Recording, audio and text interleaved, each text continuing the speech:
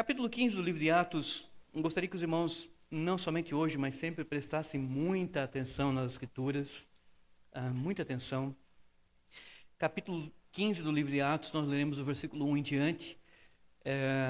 Então, eu gostaria que os irmãos atentassem para esse texto sagrado, para o capítulo 15 do livro de Atos. Atos tem 28 capítulos, esse é o 15º capítulo, então vamos à leitura aqui do capítulo 15.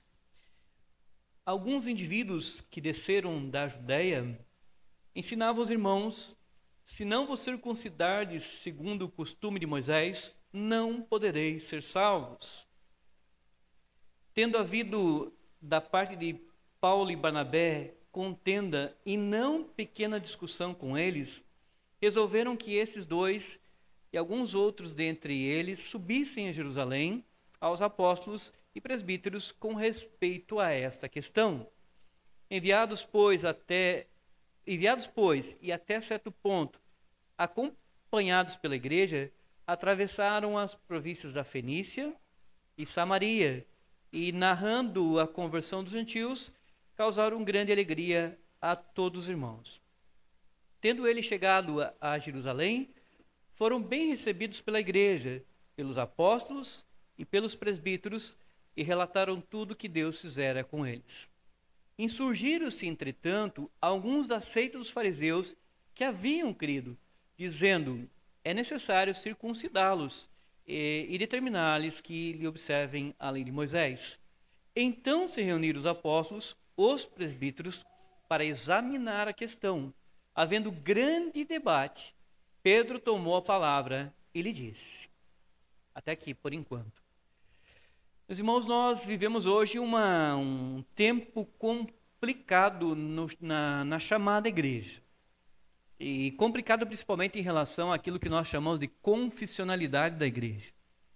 Em relação àquilo que a igreja confessa, em relação àquilo que ela prega, em relação àquilo que as pessoas creem. Então nós não podemos fazer parte de uma igreja a qual nós não sabemos o que ela crê. Nós temos que estar dispostos a entender o que ela crê, o que ela confessa. Vamos imaginar algumas questões que nós podemos levantar como exemplo nesta noite. Mas o que acontece quando Cristo voltar? Qual é a nossa confessionalidade quando Cristo voltar? Ele vai nos arrebatar e nós então seremos arrebatados, seremos levados com Ele e vamos morar no céu eternamente? Será que é isso que nós confessamos como doutrina, o qual nós cremos? É isso? E talvez você diga assim: essa eu não sei direito. Será que nós vamos ser arrebatados e levados para morar no céu com o Senhor depois que o Senhor voltar? Ou será que o Senhor volta, nós somos arrebatados, Ele transforma essa terra, limpa essa terra completamente e nós moraremos nessa terra?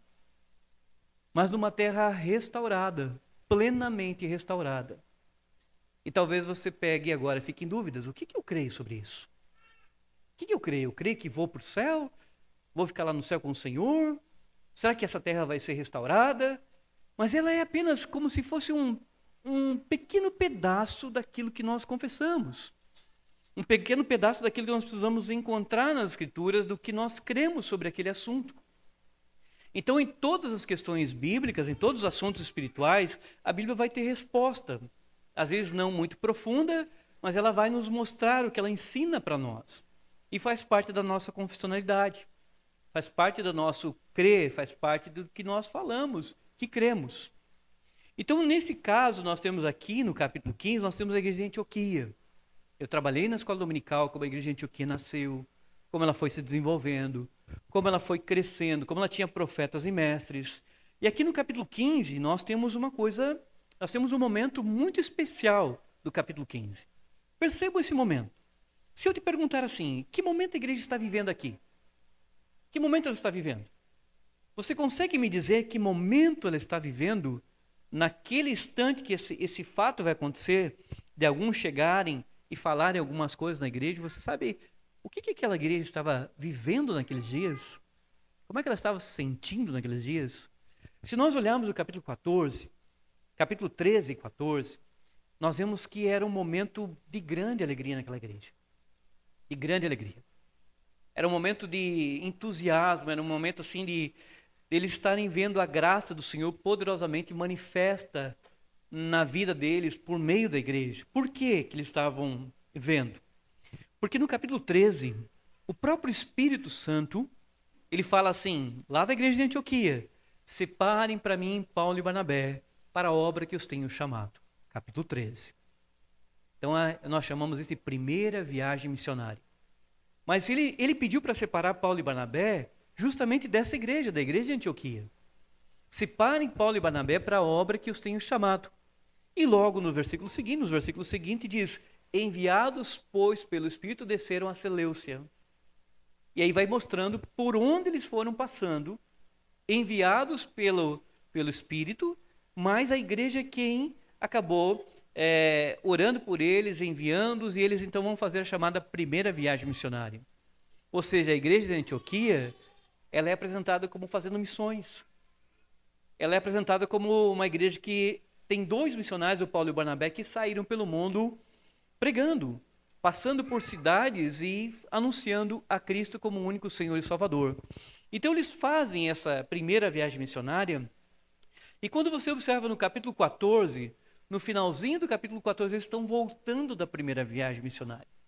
Observe capítulo 14 comigo, capítulo 14, versículo 26. Eles estão chegando, eles já fizeram uma longa viagem missionária, passaram por várias cidades e anunciaram a Cristo como o único Senhor e Salvador. Aí no finalzinho do capítulo 14 diz: e dali navegaram para Antioquia, onde tinham sido recomendados à igreja de Deus para a obra que haviam já cumprido.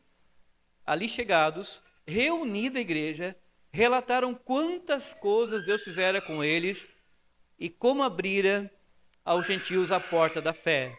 E permaneceram não pouco tempo com os discípulos. Eles voltaram da viagem missionária. E eles contaram para a igreja o que Deus tinha feito. Como Deus tinha alcançado pessoas, como Deus tinha trabalhado no coração, como Deus tinha convertido pessoas. É a mesma coisa quando nós convidamos um missionário, nós ficamos entusiasmados com a fala dele. Entusiasmados porque, imagine, chega aqui o missionário e ele vai nos contar suas notícias missionárias. Ele vai nos contar do que Deus está fazendo em algum lugar. Então, vamos trazer um missionário que hoje está, vamos imaginar, na China.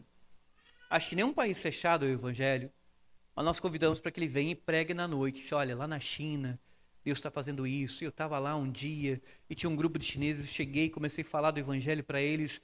E quando eu fiz o chamado para eles, assim, para que crescem, olha, irmão, 190 chineses creram no Senhor, começaram a chorar e se entregaram a Jesus Cristo e entenderam que Jesus Cristo é o seu Senhor, seu Salvador. E hoje, passados já 2 anos, aqueles 190 se multiplicaram e hoje tem 3.000 chineses naquela cidade que creem no Senhor Jesus Cristo, uma igreja grande, uma igreja que está trabalhando, uma igreja que está operando, que o Senhor está usando. Essa mensagem desse missionário para nós aqui nos traria alegria, nos traria entusiasmo, nos traria, sabe, a satisfação de ouvir como Deus estava operando no coração daquelas pessoas. É a mesma coisa quando Paulo e Barnabé voltam da primeira viagem missionária.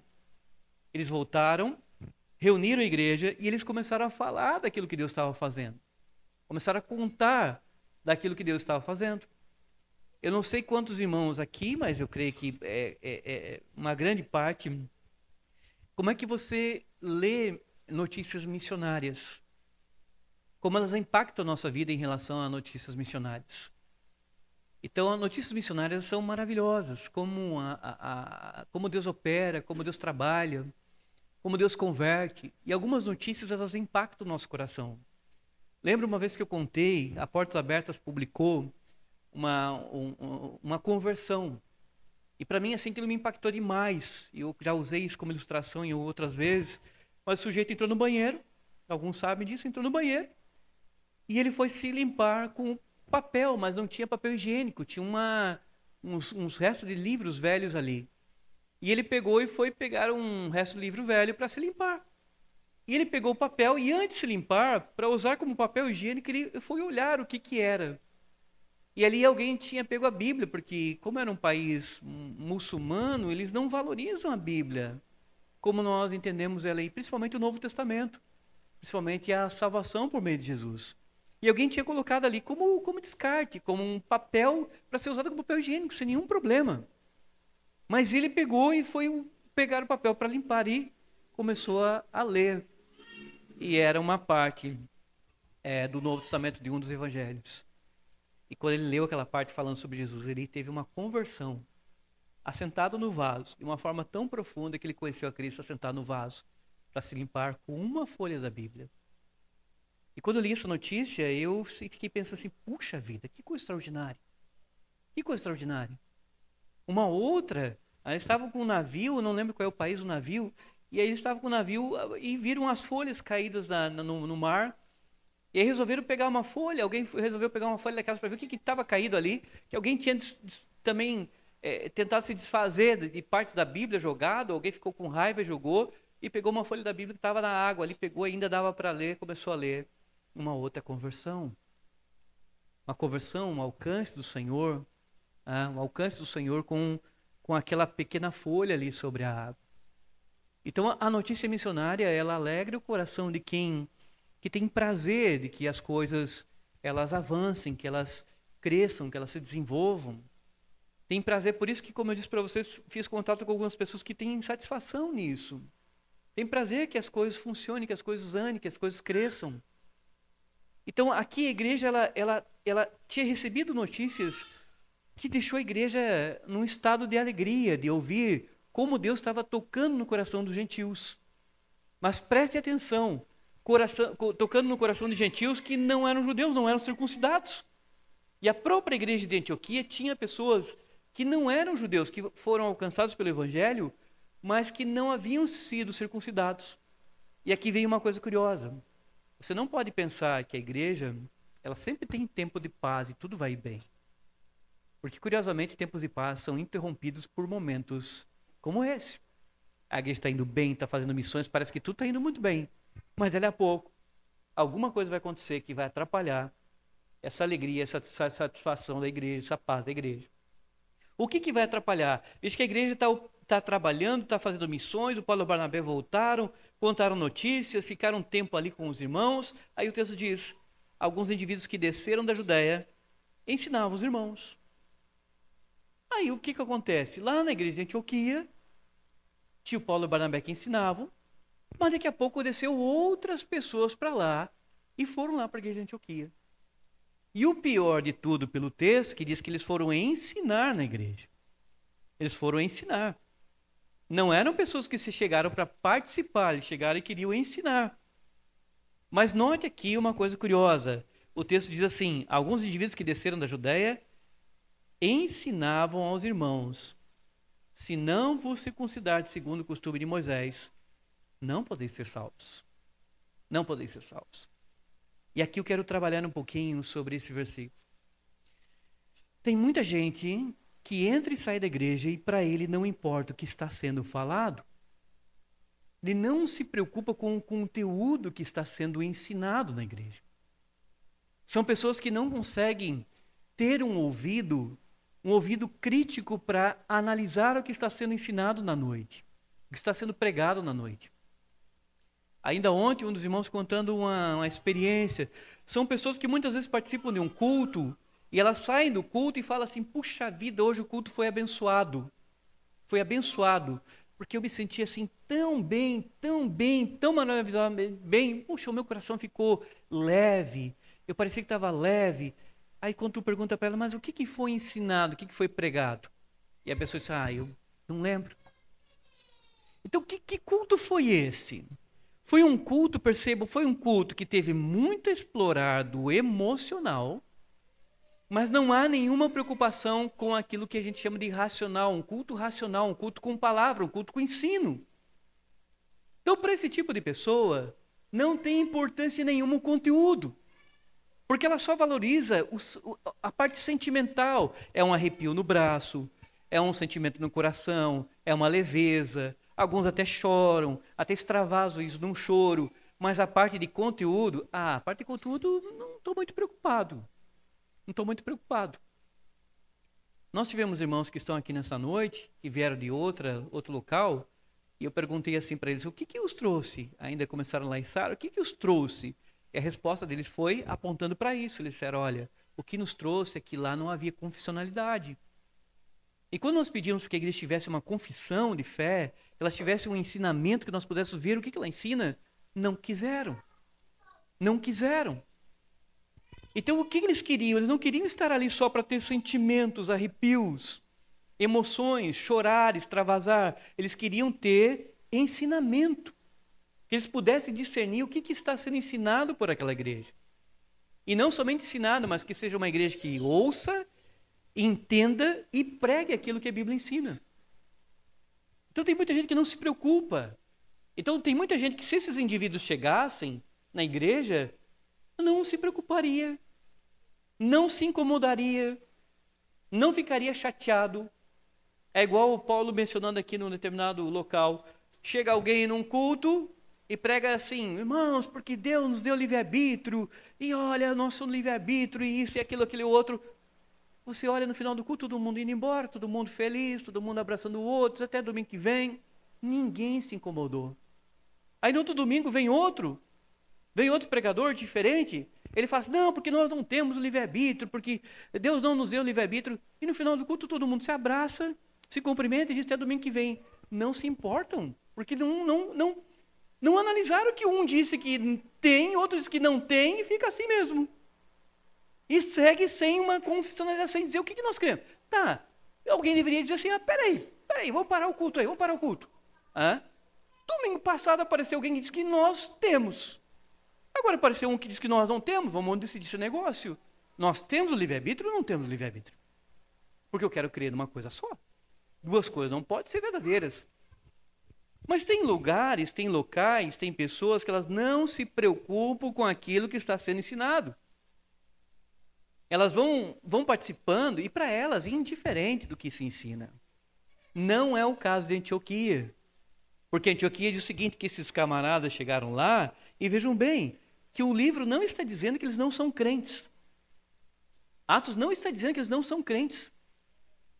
Aparentemente, pelo que está sendo demonstrado aqui, são pessoas que creem, mas têm seus pensamentos errados ainda. Tem algumas coisas que eles querem entender pela própria cabeça deles, não entenderam, não amadureceram ainda. Aí chegaram lá, foram participar, quiseram ensinar, mas quando começaram a ensinar, o que eles querem ensinar? Olha, se quer ser salvo, para você ser salvo precisa crer em Jesus, mas também precisa circuncidar. Circuncidar. Olhem que se nós trouxéssemos para hoje isso aqui é uma lei cerimonial. Uma lei cerimonial. Então, vejam bem, nós acabamos de fazer o quê? O batismo, é para a menina. Foi uma menina, foi a Olívia. Mas se fosse naquele período, esses camaradas diriam assim, peraí, vocês estão errados? Pastor, peraí, levanta a mão. Levantar a mão, pastor, o senhor está errado. O senhor não pode batizar, o senhor tem que circuncidar, se for um menino aqui, os que trouxeram o menino para batizar. O senhor tem que circuncidar. E outra, pastor, avisa lá a fulana, avisa o Eduardo e a Larissa que o Bento é menino. Então, ele tem que ser trazido no 8º dia para a gente circuncidar ele no 8º dia.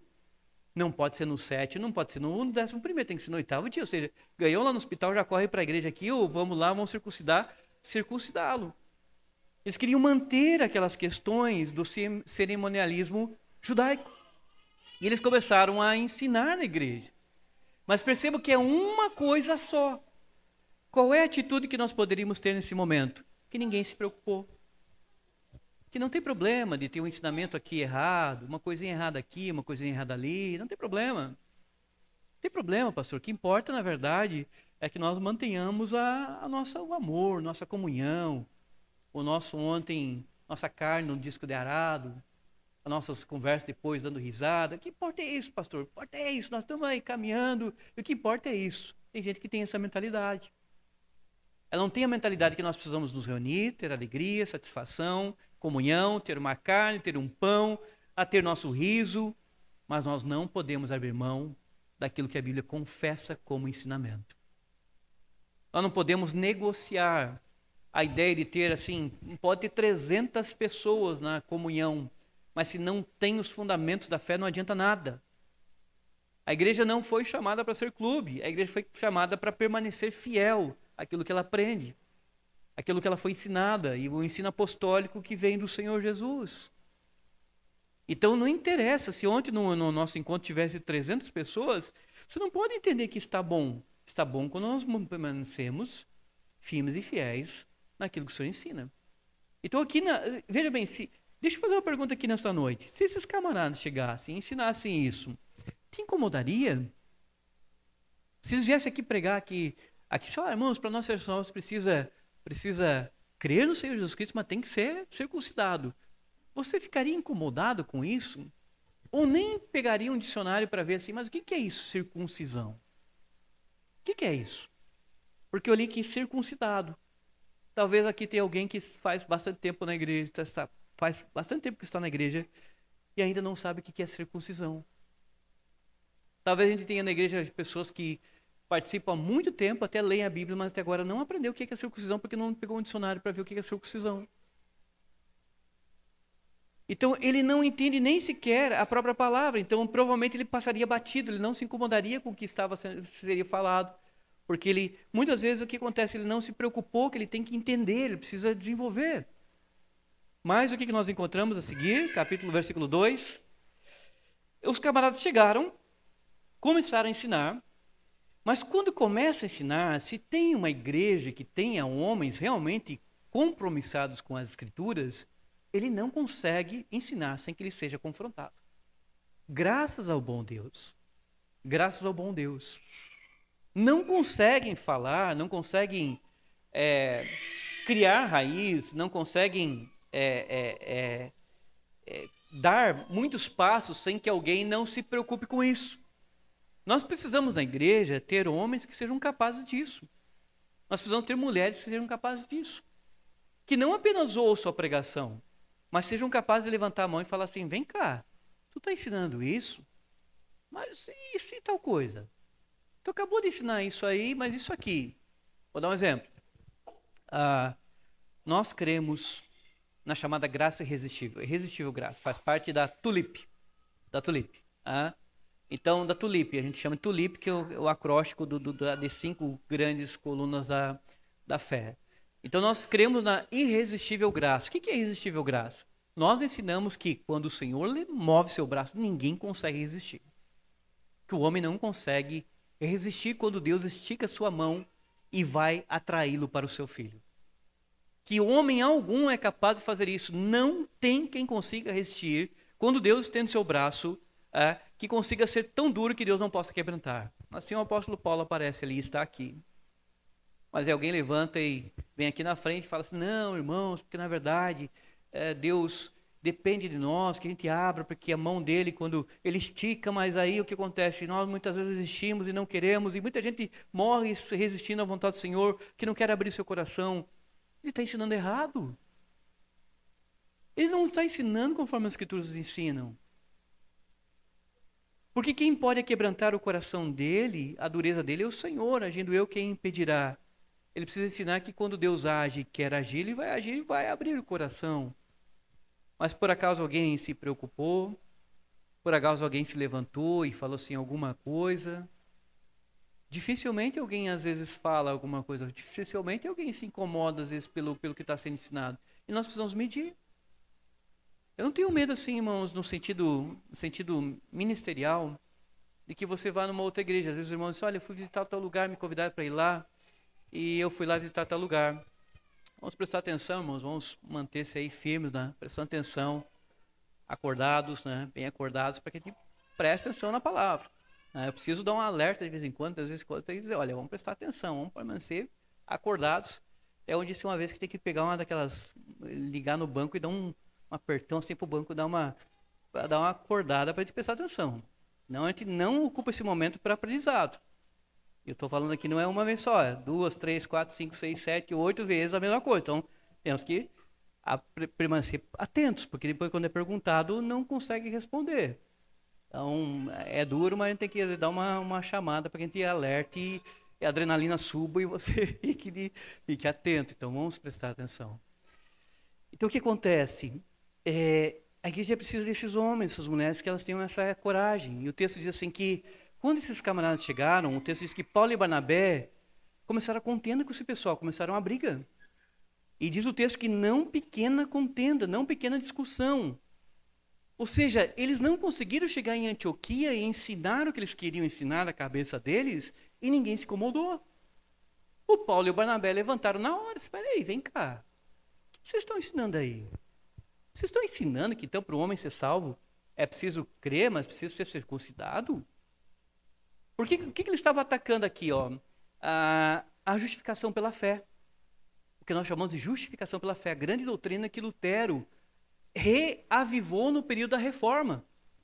Eles estavam aqui querendo ensinar que era pela fé, mas precisava de obras, alguma obra cerimonial, algum ato cerimonial. Então eles começaram a ensinar isso e começaram a atacar a doutrina. E o Paulo e o Barnabé, que eram mais maduros, eles se levantam na hora. Dizem, não é assim que funciona.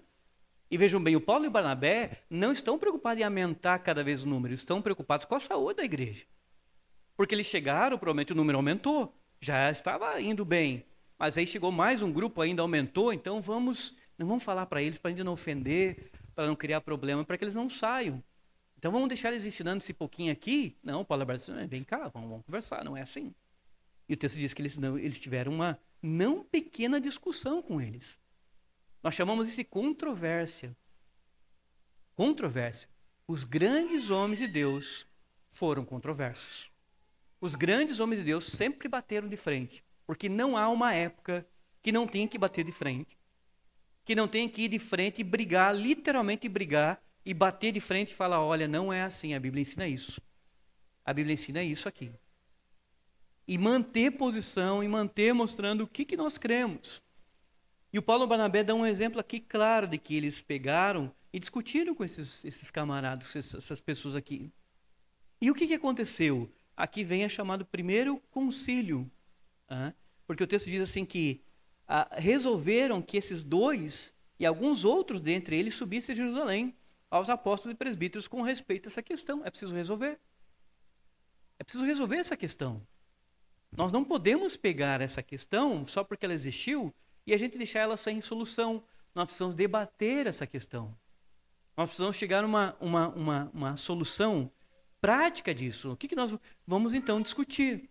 Mas quem é que pode resolver melhor essa questão? Naquele período eram os apóstolos. Então o que a igreja resolveu? É o chamado primeiro concílio da igreja, o concílio de Jerusalém. Disse, olha, então vamos conversar com os apóstolos.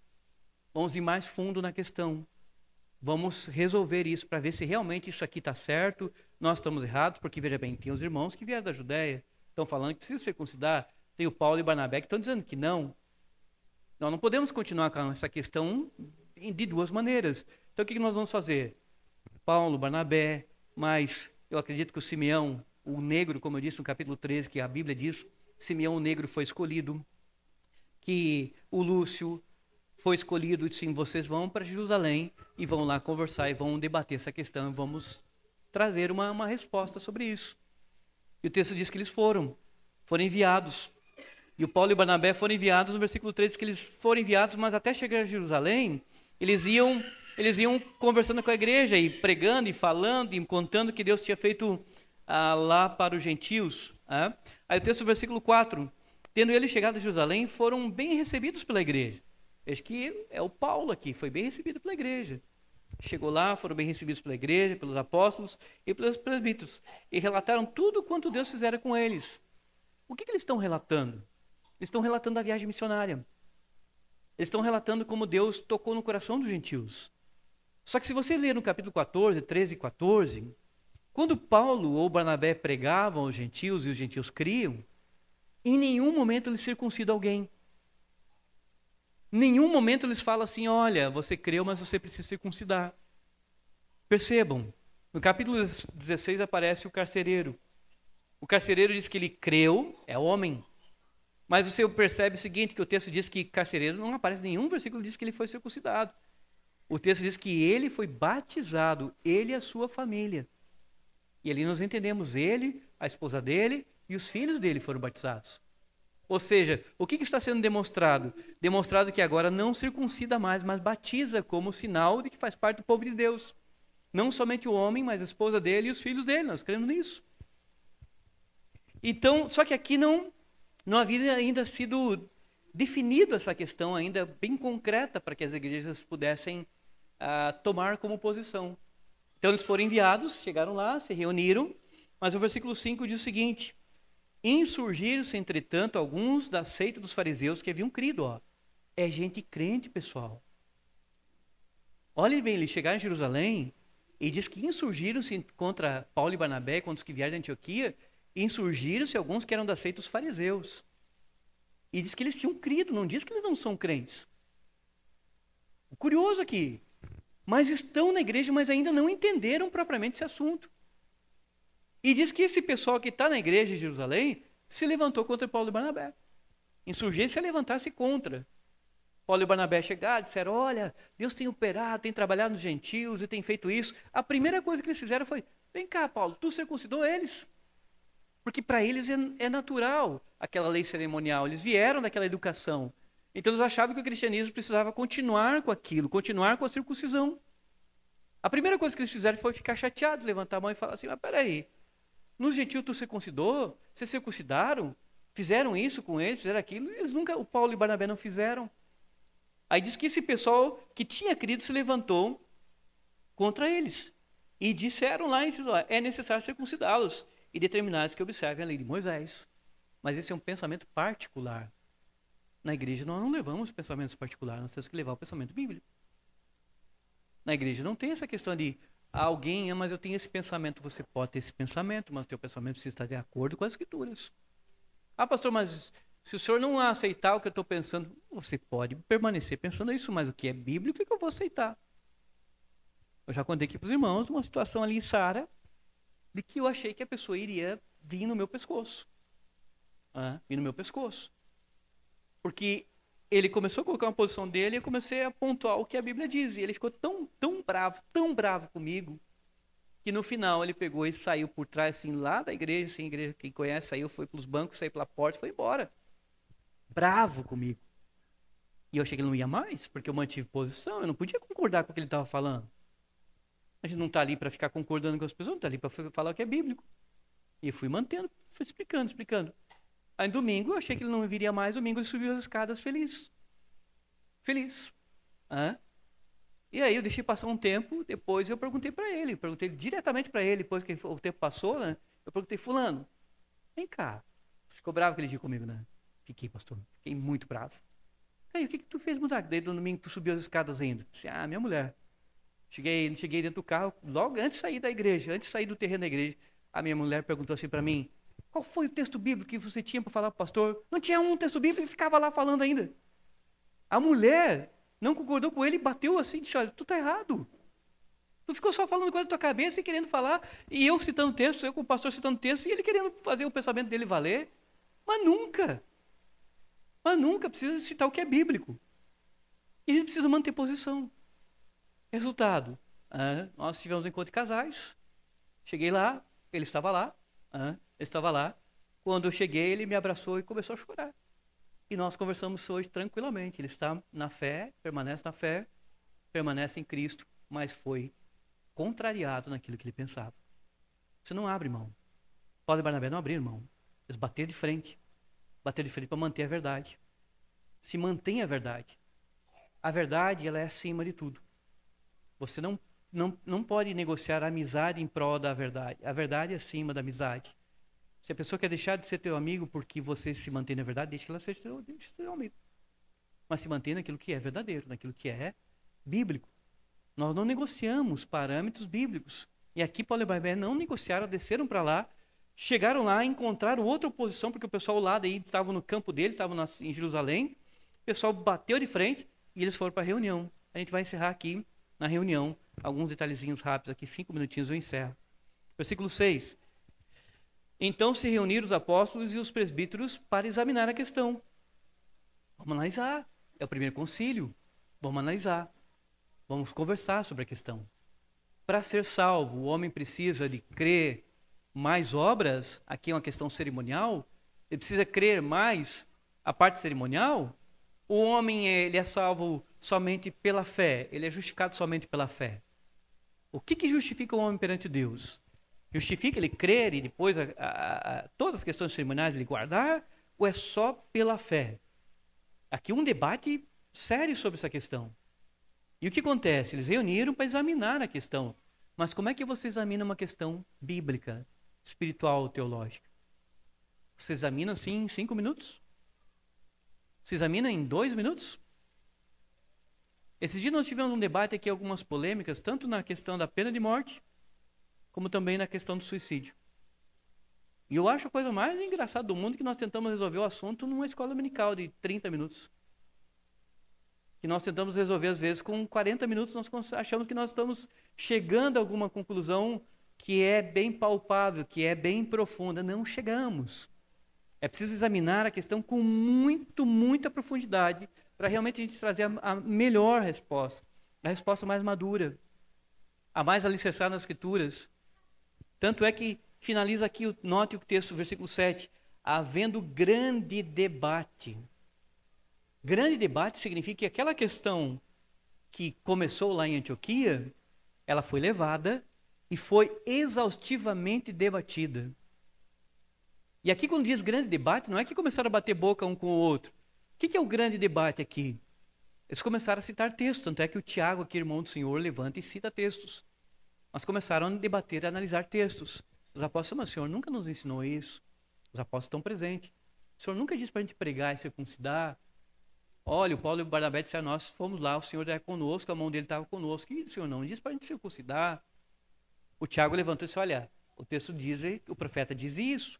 E foram construindo uma resposta madura no concílio, mas uma resposta madura baseada em textos bíblicos, baseados em debate bíblico, baseados em inúmeros textos bíblicos. Aqui apresenta uma síntese. Mas é assim que tem que ser. A gente muitas vezes levanta uma questão na igreja, mas eu não concordo por isso, eu não acho que é isso. Tá, mas tu não concorda com isso por isso que tu acha, então daí todo mundo vai ter o seu achismo. As questões que a gente analisa, que elas têm alguma controvérsia, elas precisam ser analisadas com muitos textos bíblicos. Por exemplo, eu citei aqui o livre-arbítrio. Temos ou não temos livre-arbítrio? Alguém, talvez aqui nessa noite, não, nós temos. Então, irmão, nós temos livre-arbítrio. Quais são os versículos que o irmão cita para dizer que nós temos livre-arbítrio? Pastor, eu tenho um bom aqui. É o João 3,16. Porque Deus amou o mundo de tal maneira que deu seu Filho unigênito para todo que nele crê tenha vida eterna. Não pereça, mas tenha vida eterna. Tá, irmão, vem cá, vamos pegar exaustivamente. Vamos pegar esse versículo. Irmão, de qual contexto saiu esse versículo? Onde é que é esse versículo? Pastor, eu não sei de onde é. Então, vem cá. Tu está querendo afirmar isso só por um versículo que tu aprendeu mais ou menos e tu não sabe de onde é? Não sabe o contexto dele, não sabe o que ele está ensinando? Vamos estudar sério aqui. Vamos pegar o capítulo 3 de João. Vamos analisar o versículo aqui. Irmão, está vendo que aqui antes diz isso, diz aquilo, diz aquele outro? E diante daquilo que a Bíblia diz aqui antes, o que o irmão tem para dizer agora de novo do versículo? Pastor, mudou um pouquinho o meu pensamento. Então, se mudou um pouquinho o meu pensamento, vamos para outro versículo. E esse versículo aqui que diz isso, isso e isso? E esse aqui, e esse aqui, e esse aqui? E aquele que está debatendo, ele tem que usar inúmeros versículos para mostrar para a pessoa que ela não está certa, que a Bíblia está mostrando uma outra coisa. Eu vou encerrar aqui com um exemplo de um pastor que eu conheci de uma denominação da Assembleia de Deus, um pastor que começou a conhecer a fé reformada. E é um amigo, já está com bastante idade, e nos conhecemos por algumas questões, e um dia ele já tinha abraçado inúmeras doutrinas, mas ele tinha um problema em relação ao livre-arbítrio. E ele falou assim, pastor, podemos conversar um pouquinho? Eu quero conversar com o senhor sobre a doutrina do livre-arbítrio. Não desce, eu não consigo aceitar essa doutrina, não consigo cair na minha cabeça essa questão. Aí nós marcamos lá, para quem conhece o Morro das Bananeiras. O Morro das Bananeiras tem um sítio lá que é um sítio da Assembleia de Deus. Sítio da Assembleia de Deus. Marcamos lá. Aí fomos lá para tomar um café lá e conversar. Aí chegamos lá, apresentou o sítio, apresentou lá, sentamos nos banquinhos lá e nós começamos a conversar. E aí ele falou assim para mim, pastor, mas veja bem, e aquele texto de João 3,16? João 3,16. Aí ele me citou o texto. Como é que fica aquele texto então? Se Se o homem não tem o livre-arbítrio, ele começou a citar baseado naquele ali. Eu disse, sim, irmão fulano, o irmão já viu o contexto desse versículo? Eu lembro com quem o Senhor estava conversando? Estava conversando com Nicodemos. Muito bem. Então vamos lá. Ele sabia. Agora veja o que o Senhor disse antes para Nicodemos. Olha que o Senhor disse isso, disse isso, disse isso, disse isso. E eu fui trabalhando assim em sequência até chegar ao 16. Quando eu fiz isso, ele disse assim para mim, caíram as escamas dos meus olhos. Foi esse o termo que ele usou, caíram as escamas dos meus olhos. Porque não tinham ainda sentado com ele para mostrar aquele versículo dentro do seu contexto. E quando ele entendeu o contexto, ele percebeu que o texto não está apontando que o homem tem o livre-arbítrio. Não é um texto que você possa pegar. E pelo contrário, aponta o oposto. O oposto. Mas eu tive que ter um pequeno debate com ele, expondo textos bíblicos, para que ele concretizasse uma fé mais sólida. E ele passou a ser um defensor das doutrinas das quais nós cremos, mesmo estando lá. Só que um dia, numa outra visita, indo lá na casa dele, sentando para tomar um café, ele falou assim, pastor, toda vez que eu tenho oportunidade para falar, eu falo. Mas já não estão me convidando mais. Já sabe que eu falo, que eu subo no púlpito e falo que eu creio. E já não me convidam mais. As oportunidades estão desaparecendo para mim. Não está aqui entre nós. Mas ele crê naquilo que é verdadeiro, aquilo que é bíblico. Temos que lutar pela verdade, batalhar pela verdade e orar ao Senhor que nos agracie com a sua graça, com o seu poder, com o seu amor sobre nós. Que Deus abençoe nessa noite. Abençoe que nós possamos meditar. O texto da gente passou alguns versículos só rapidamente, mas dá para nós entendermos o que está sendo trabalhado aí no texto. A importância de nós termos um conteúdo, a importância de não abrir mão, a importância de chegar até brigar, se for necessário, no sentido de batalhar pela verdade, e a importância de não abrir mão. Não abre mão para fazer a vontade das pessoas, mas sim aquilo que é bíblico. Né? Vamos curvar nas cabeças mais uma vez e vamos fazer uma oração de gratidão, Senhor. Ó Deus querido, muito obrigado, Pai, porque estamos reunidos mais uma vez, a Tua palavra aberta, hoje em Atos 15, inspirada pelo Teu Espírito Santo, deixada, Senhor, para que nós vejamos que os Teus filhos, aqueles que batalharam pela verdade, eles não abriram mão daquilo que o Senhor os ensinou, daquilo que é o Teu propósito. Ó Deus, que nós como igreja também entendamos isso, que nós não somos igreja para aceitar todos os pensamentos, todos os pensares das pessoas, mas nós somos uma igreja que deve estar de acordo com aquilo que o Senhor ensina ao Teu povo, que não somos nós que determinamos a verdade, mas que a Tua palavra é que nos ensina toda a verdade e qual o Teu povo precisa, Pai.